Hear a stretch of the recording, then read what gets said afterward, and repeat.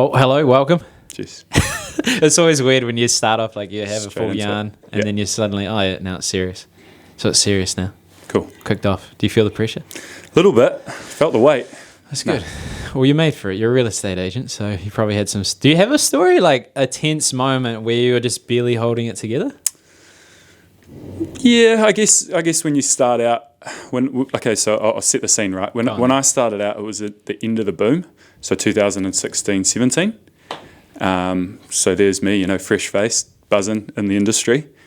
And literally it would have been about 2.5 months in, the latest REINZ report came out and it was saying how it was just dropping or it was stalling the whole market. And I guess for me, I've got all this kind of energy and ready to go, and then that report coming out, and I just remember thinking to myself, and my partner actually, what have I done? Yeah. Just come straight out of uni, marketing, looking forward to a bright and rosy future, and then that report came out and I thought to myself, uh-oh. Yeah. Because, obviously the property cycles go in 8 years. So that's how the cycles go. So I'm thinking, oh, here we go. Another 8 years down the track and I'll finally get some traction. So, yeah, I guess that was a moment, literally 2.5 months in, where I thought, have I done the right thing? Jeez. So, what's that like when you first start? Because is it 100% commission when you first start? I've done that for a while. Yeah.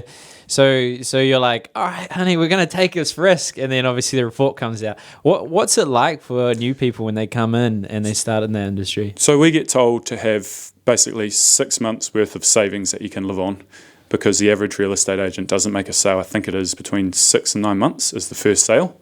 Put that into perspective for you. Yeah. They ask you to have that kind of backing. And then it's I think it's 80% of real estate agents drop out within the first 2 years, quit.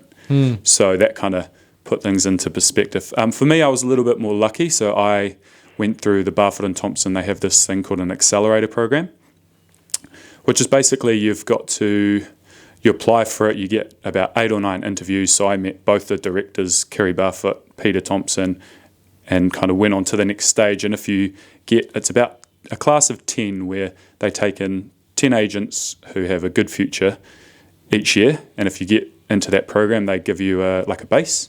So they give you 6 months worth of pay to move you on your way. Yeah. So it's a pretty intense process to make it into that accelerator program. But once you're in, you get, like I said, that financial backing, but also you get like a year of support. So every month I was getting calls from the trainers, where you at, what are your numbers at, what's happening. So it was a tough thing to get into, but once you're in, you get that support that not many other agents got. So I was quite lucky, because without that, I don't think I'd be there. Right? Yeah, we got through essentially. Wow, is it like basic training? You got to do these hoops.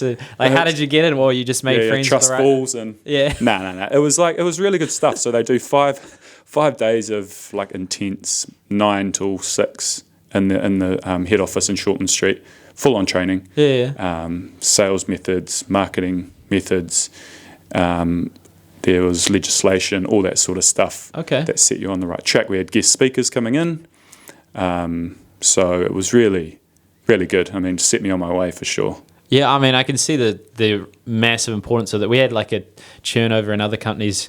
So I had to manage the direction and education of a team of 15, commission only selling. Okay. And you have a high turnover.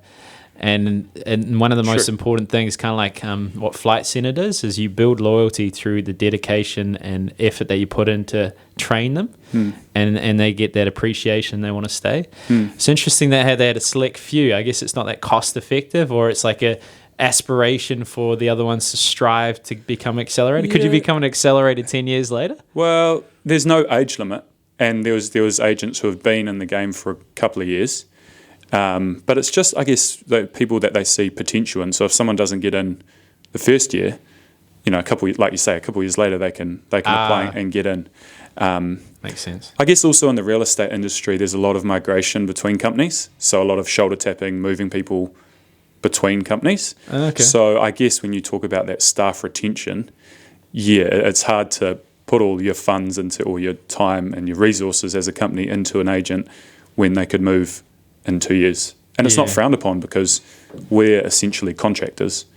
I've had many companies come and approach me to move, but I like the Barfoot and Thompson model, how they do things. So Okay. I'm glad I stayed. Yeah. Is that from an employee standpoint or contractor standpoint, or like execution, they do something different? Well, a big thing with Barfoot and Thompson, the business model is that they're not franchised, so we don't have kind of set areas where we can sell and where we can list property. So we've got, I think it's 65 offices Auckland-wide. And like if I have a listing in, say, Takapuna, an agent from Orewa or from South Auckland can bring a buyer and sell that listing for me. So I just kind of thought when I started at Barfoot and Thompson, I want to have, when I get a listing, the best possible exposure.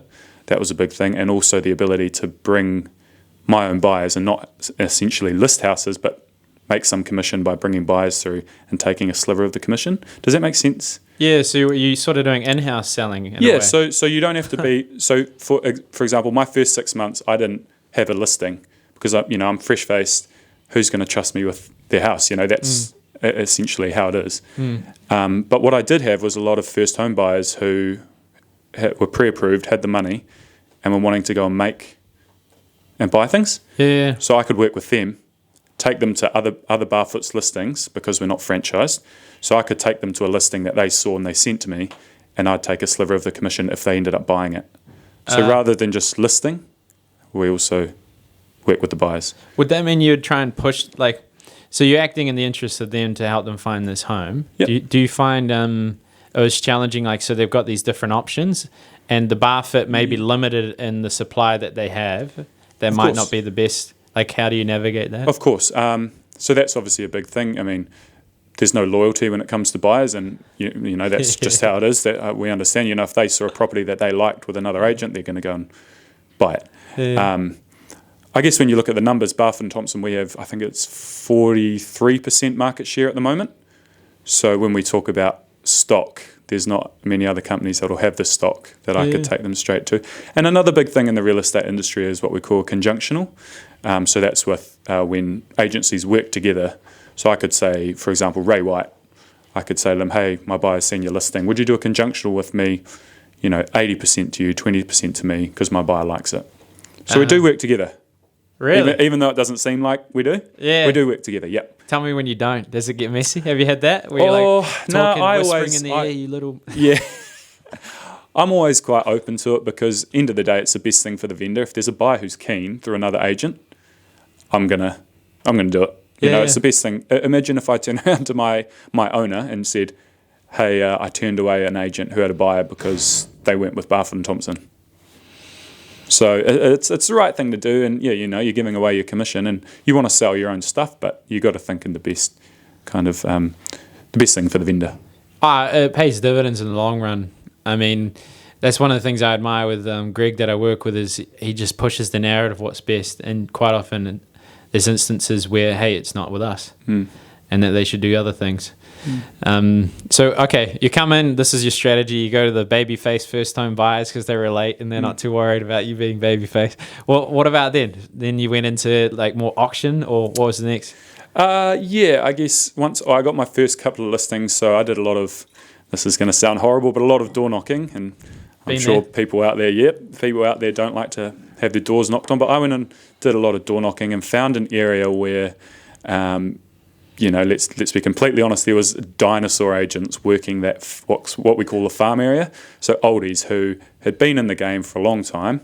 This was in Northcote. Been in the game for a long time, weren't in touch with the farm area. So I circled an area on the map and said, right, these 500 houses, I'm going to go and talk to all these people, once every 6 months, face to face or on the phone, just introduce myself and take over that area slowly. So, I got really good traction and started to get first listings and, ended up getting my first couple, and then you're away from there.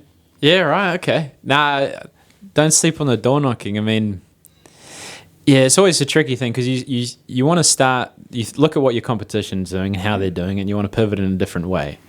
And the door knocking is a skill set that you can develop, and I've done it in charity work, or I've done it with medical gear, which was like 30 grand. So you door knock someone, you massage their feet for a couple of hours, and it's this really great product that's overpriced, I personally think.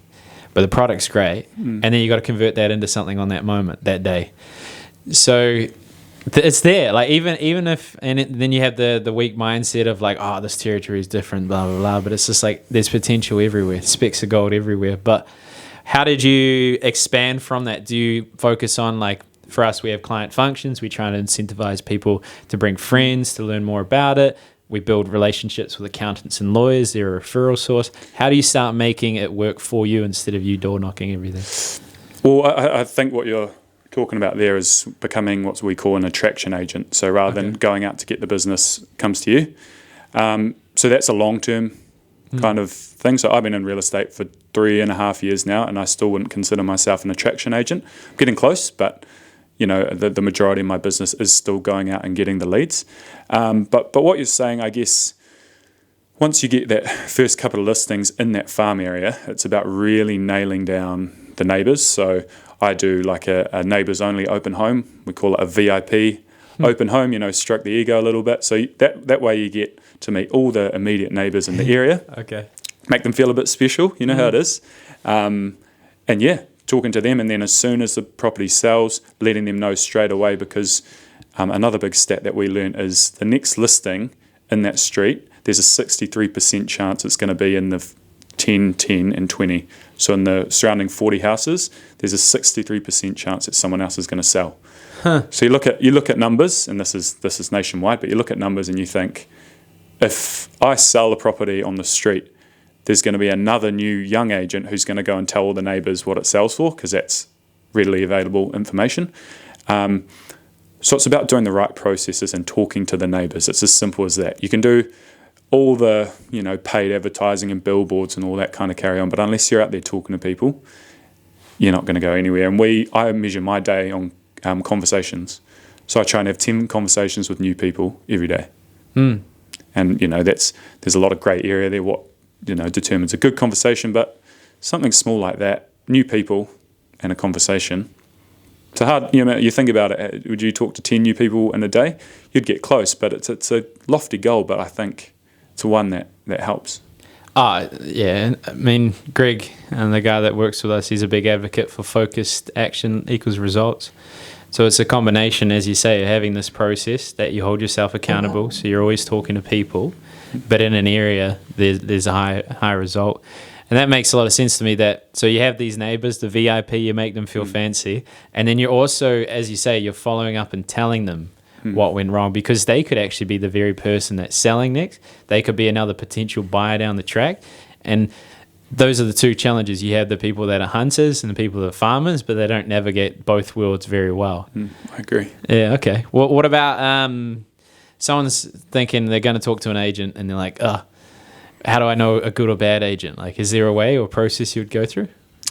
Not really. I guess when we kind of figure out that there's someone, thinking of selling, I personally believe it's not best to go in all guns blazing and what we call not beg for the listing, but I'm the best, I'm the greatest. What we try and do, and this is big in my office and in Barfoot's, we just try and get in the door.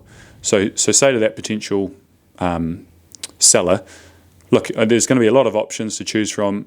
At least give us an opportunity just to tell you how we're a bit different. And, like you say, not everyone's right for the vendor. So, like you say, not everyone's going to be the right fit. So we just go in there, have a conversation and just basically talk about, our track record's a big one. You can be as nice as you want, but unless you've got that track record, you're going to get... How do you demonstrate that? Like, I could just say, I've got a track record. Like... Yeah, well, I guess you talk about the track record, so the sale price achieved, so the difference between, what another agent may have got or a similar house might have sold in Where's this area. Where's this listed? Like, where would you find out? You said that... There's government websites, so a big one for us is one called Property Guru or Property Smart, so it's government-owned websites where you can find out the sale price, the number of bedrooms, CV, all that kind of... Agent? Yep, you can find out the agent. Yep, so you find out the sales history, listing history, all that stuff. It's readily available. I think in the last couple of years, the Real Estate Institute have done that to be more transparent. So their big push in the last couple of years has been to clean up the image of real estate agents. So I think it's a really positive step. So all that stuff's readily available. So, if you can show... Another big thing when I was a new agent, I'm saying, well, I've spoken to you 4 times in the last 6 months, and you're getting someone else through the door who you've never met, who hasn't taken the time because he's got another 6 listings all around Auckland. You really think you're going to get proper service? Yeah. So that's a big kind of tool we got taught when we started out. But now I just, now I'm 3.5 years in. Now I just go on with confidence, and you back yourself, and you just say, I'm right for this. I've sold this, and this. The Barfoot and Thompson model, we had 7 different agents from all over Auckland with their buyers, and the auction room was packed, and this and this and this. So you kind of just got to work out the personality, the person you're within, and you just smash it, really. Oh, makes sense. So I've been in different selling jobs where I'm the youngest by 30 years in every industry I go in. So there's counters, there's you can be more professional and onto it and dedicated and more work ethic than your competitors, and that counters the perception of your age. And the funny thing is, when you start executing on that, they start thinking you're older. Have you found that? They think you're in your 30s. Yeah. Like, yep, I have. Maybe the other big thing, I always bring my testimonials. People go, you're quite young, and then I just point at the testimonial and go, that's what they said. And that's what they said as well, and that's what they said. Yeah. And the testimonial's glowing. Videos or just written? Do a bit of both. I haven't done a video testimonial in a while. One big thing I have been pushing lately, with the market the way it is, obviously I live and die by auctions. That's my big sale method. But I've started getting my videographer to my on-site auctions. And so people get an understanding of how it works. A lot of people are a bit nervous in the auction room, but other vendors in the street, so I actually got a USB ordered and dropped it at all the USB with the video on it to all the neighbours in the street. Cost me a fortune, but I think it's something different. But just a video of showing, how the day was set up. I always do a coffee cart, big flag, free coffees for everyone. Make a big song and dance about it, invite everyone along, and just show how an auction's supposed to be run and how an auction campaign should be run. And, for, little Miss Jones down the street who's 92, who was thinking of selling and wanted to list it with a price, sees how an auction campaigns work and see, how it's supposed to be done, and feels a lot more confident. So I think it's things like that as opposed to testimonials, just showing them the process. Yeah. You can break it down in the 5-step sales cycle, but in terms of from a fear standpoint, most fearful things are novel. Okay. So when you find there's something that you're petrified or afraid of, it'll be something that you've had quite little exposure to. And then it's called exposure theory, where you incrementally expose yourself to the idea of a needle. And then you become more comfortable because you teach your brain, hey, this happened, nothing bad happened. Hey, this happened. So what you're effectively doing there is making it less novel. Yeah. So the fear and doubt that they have, they're seeing it as formalizing it, and it's not as petrifying. The other thing I might say, up to you, but are you talking to people before you give them the USB? Yep. Okay, good, because that's just giving a card. And Yeah, exactly. Yeah. So I do it before the listing goes live, a couple of days before. Just let them know that, hey, this is the first open home or the neighbour's open home, and door knock them. Yeah. Give them an invite and just say, come along. Then before the auction, same sort of thing. Come along. This is when the auction is. Here's an invite, and then sale price. So I try and talk to them 3 times in a campaign. So you really, that's your stick in a sense, auction and doubling down in the neighbourhood. Yeah, because, there's a lot of young agents who go out there and they'll just door knock a random area. So when you don't have a purpose to door knock, so you just go and go, hi, my name's Nathan, sell with me. No way. Never going to work. But if you're going to them and you're offering them value, so, hey, your neighbours are just listing, just thought you'd be interested in coming down to have a look. We're doing a neighbours only open home, so you might see, your neighbours there. There'll be, I would say wine and cheese, but we've got to be a bit careful with that. But there's, a bit of food on, a coffee. Come and have a look. No pressure if not. And you're doing that. I think that's a lot different and a lot more kind of standoffish and respectful than just knocking on people's doors asking for things. Well, you got to be aware of what they're being exposed to. So there's a lot of people out there just pursuing leeching and asking for things immediately. So the saying is like selling the sizzle, not the sausage. So the sizzle is the idea, it's like the experience, the appointment. Yeah. So you're selling the experience to them, not necessarily the sale. So you're selling, it's like they teach you, have you heard the elevator pitch? Nope. So elevator pitches, imagine, yeah, you might have. You Maybe. probably would. You're in an elevator. You meet your ideal customer. You've got 30 seconds to pitch them. Yeah. Most people start talking about features, start selling to them and trying to convert them. There's no amount of value you can create in that space of time without trust. Yeah. Oh, yeah. So what you would sell is the appointment. So it's the sausage, sizzle, not the sizzle, sausage. not the sausage. Okay. Yeah. No, that works perfectly, and it is true. You're never going to get anywhere in this game or in my industry without trust, and probably same. Do you have, like, the nurturing sounds like the huge point of difference. Like, you must have a rigid back-end system. I mean, they've probably got it for you, like a CRM to nurture it. So a lot of people use technology to go more automated when it should actually be used to go more personalized. Yeah, I have. I mean, again, this is another big thing and changing aspect of our industry with the CRMs and the back-end stuff. But, I mean, I have my database, so my email newsletter, so that goes out automatically. Newsletter. Yep, newsletter. Weekly, monthly? Monthly, but that's only to people who have asked to be on it. So I'd never just randomly put people on it because agents do that. Yes. So I have that. I have my pipeline, which is big. So people who have said they might sell in the next 6 months, 3 months, a year, and 2 years. So I'm always moving them around as to when they're talking. And then I always have my list of, I think it's 25 hot clients who I need to call in that week, so just to talk to. So I'm always moving people around. I use a website called Trello. Oh yeah, Trello, which you can, it's awesome, and free. But it's just I have that hot list that I need to call. It doesn't even need to be to ask for anything. I've got an old guy I'm talking to at the moment who's been doing up his house for, I kid you not, maybe 3 years, like fixing things. I don't know what he's doing, but this house is worth over $3 million. Right, so he's always on my hot list, and I always just go and have a yarn to him. He sometimes just wants to have a cup of tea and talk about how long it's taken to do his deck. It has nothing to do with selling real estate, but I'll just go around and see him. And, a lot of people might think, oh, that's a bit of a waste of time, No. dollar productive activities, but that's with his goal because he knows everyone in the neighbourhood as well, and he is a loudmouth. So, I think there's all these CRMs and people use all this it's set an appointment to call this person, but I think it's just about figuring out who needs to hear from you when and how intensely. Yeah. Because on the flip side, there'll be, I'll get a call from someone who will go, right, I want to come around, I want you to have all the documents, list my house, I want 3 examples of marketing budgets and don't take longer than half an hour. And then there's agents who will say, and just absolutely blab and sell the features. But some people just, sign here, write the check, see you later. Yeah. So reading personality is another big thing. Oh, it's huge. I mean, service is subjective. Yeah. And then also the other thing is when you're going to people quite often in that instance would get, I want to think about it objections. So this person comes in, they're rushed and they're overselling it and they're over-impulsing it and then they're starting to lose the client. So funnily enough, when people want to think about it, it's because you're given information that they didn't want to know. Too much, yeah.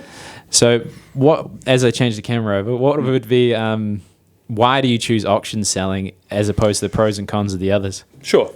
So for me, I've always been a big believer in auctions. So I think I worked out the other day, it's something like 80 things have been an auction campaign. So massive amount. Over 3.5 years, 89% have been auctions. You'll get the odd couple who won't want to do an auction. But for me, I mean, in this market, when you've got so much activity happening, I almost refuse to do a listing if it's not an auction. And I tell my owners that they're nuts, basically.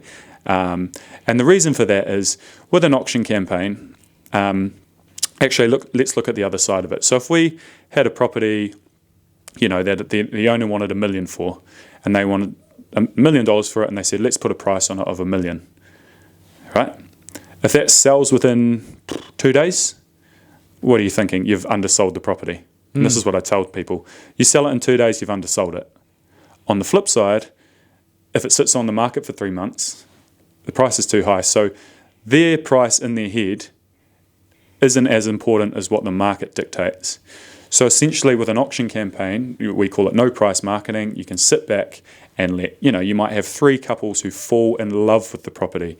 They get that emotive connection. turn up on auction day and they go nuts between them, and it goes to 1.1. So I just tell people when, we get told when we go in there, I want a price for my home. But if you're selling the process and you're saying, in all honesty, I don't know what your house is worth. I have a rough idea. But I know the buyer groups who are going to be interested in this home.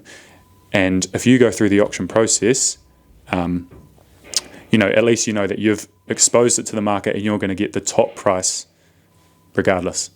Another big kind of point I touch on is when you're listing with a price or by negotiation, it's you versus the buyer. So you've got your expectation, the buyer's here, and 9 times out of 10 you meet in the middle. It's like any negotiation. The buyer's not going to come in with their best price. Whereas an auction campaign, it's buyer versus buyer, and they go at it, the price goes up, and you can sit back and kind of relax. So, do you want to sell your house with me yet? But it is. I think it is in this market. I mean, we don't even have an idea of what things are selling for. Prices are going up every week. Or down, or whatever it is. So makes sense. For you to have a price in your head, and you just say, I want that price, and I'll sell for it. Imagine what you could get. I mean, it's only worth what someone will pay for it, no matter how emotive you are or attached you are to the outcome. Is there pitfalls in auctions that you don't like, or where people should explore another option? Or I mean, a big thing. So when someone's bidding at an auction, they're bidding what we call unconditional. So it's cash. There's no conditions. They don't need a building report or finance of this. It's cash. Once their hand goes up, they're offering a cash price. So we have to be a bit careful if there's things like unconsented works or issues with the title or things like that, because you have to disclose all that sort of stuff, and that can put a lot of people off by going full bore and bidding cash for an auction. The other kind of con that I will say with an auction is it's a public auction, so anyone can bid at it. So, sometimes there's been a divorce split, and the wife is selling the house, and then the ex-husband will turn up at the auction and start bidding. There's nothing we can do about that because it's a public auction. So those are the two cons that I've had. Yeah, it is awkward, but there's legally, it's a public auction. Anyone can bid. But those are really, really minor things compared to what the positives are. So, I mean, like I touched on, there's just no cap on what you can get.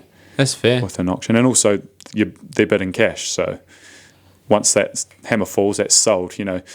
If you're going by a price, they can make an offer conditional on selling their house, which can take another 3 months. Or there's pros and cons in every sale method, but for me, auction is king.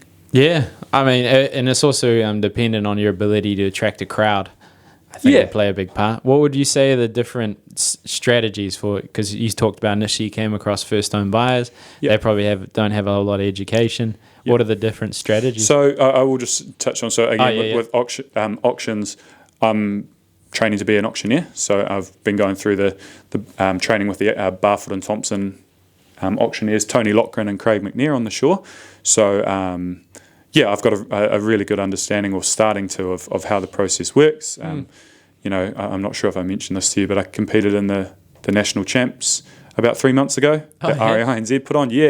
So talking about going out of your comfort zone, you kind of stand up in front of a group of 30 odd people with clipboards marking you. So it was a crazy experience. I finished 7th overall nationally, so pretty exciting. But it's a way of kind of understanding. So from an auctioneer's point of view, we just find that body language is key. So you can tell which buyers are going to pay the most, and it sounds like a lot of crap basically, but you can genuinely watch an auction room, and see who's going to pay the most.